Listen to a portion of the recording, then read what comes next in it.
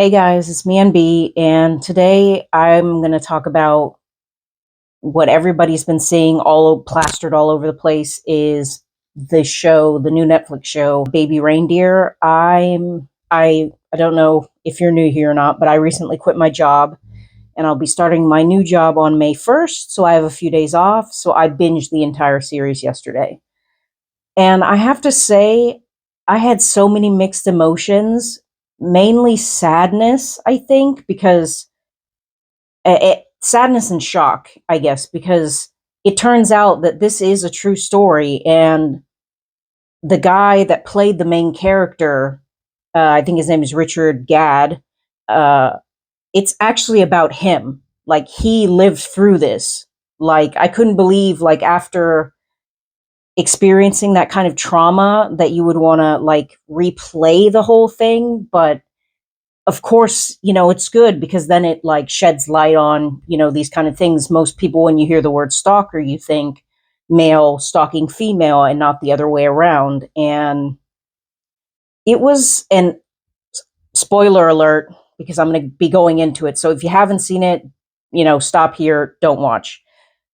But I have to say, I felt bad for everyone involved. And like even Martha's character, it turns out in real life, she didn't spend any jail time for it because he decided that she was mentally unwell. And I agree. I think she should have been committed to a psychiatric facility and not specifically jail because she's not going to really learn anything from that, which was quite obvious since she was a repeat offender.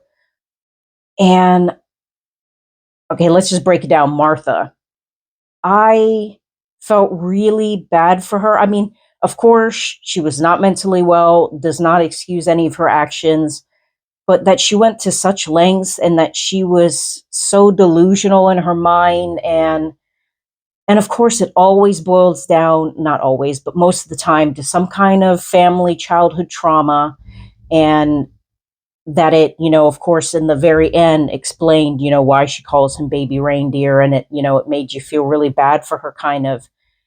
And I just, yeah, even though, she was crazy, as a lot of people like to say, I still felt bad for her. I don't know. I always have this empathy for people that have some sort of mental trauma or mental diagnoses going on because it's like, in a way, some of her actions, I think, were so impulsive and so uncontrollable, did not give her the right to injure anybody, stalk anyone, do any of this. I mean, stalking policemen and a deaf child and everything, absolutely terrible.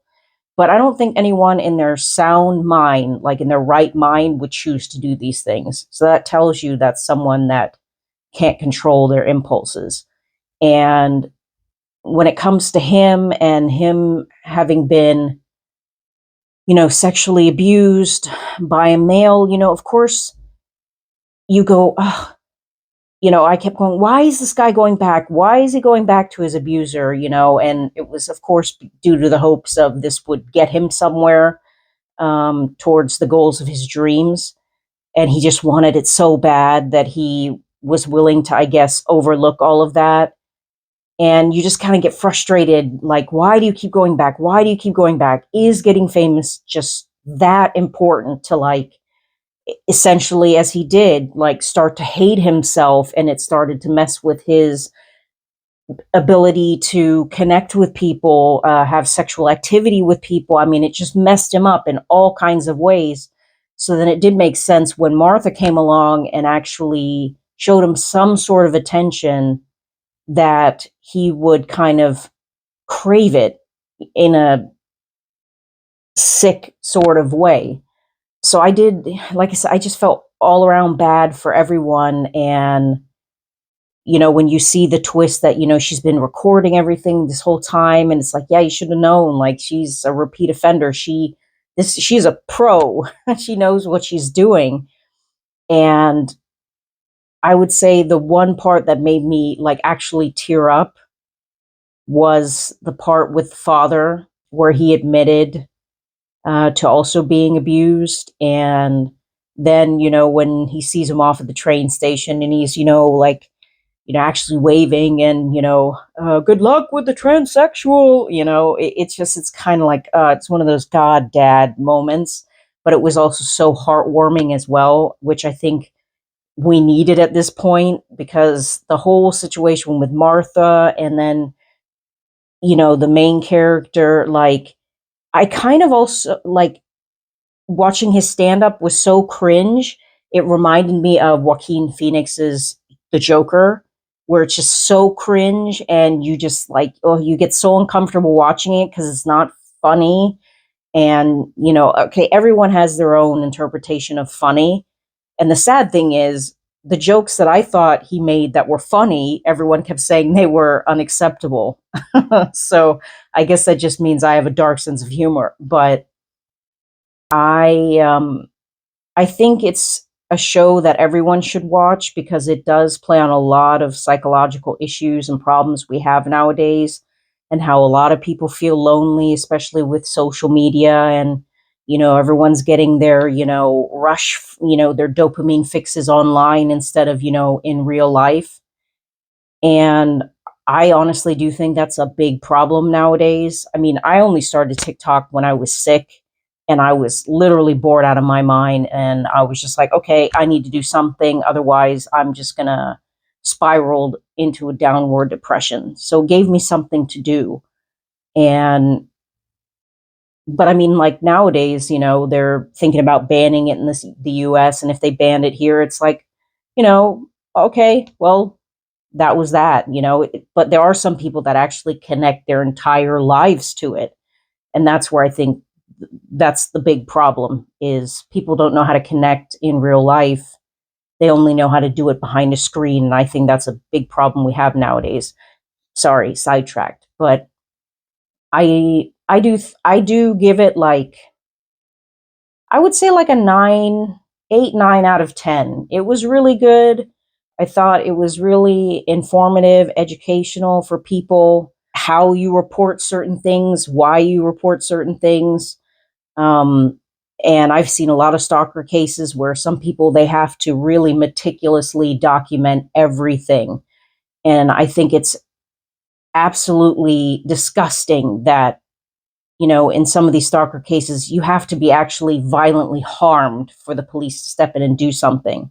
So if something like this is happening to you, my best advice is go to the police right away, block, do not engage.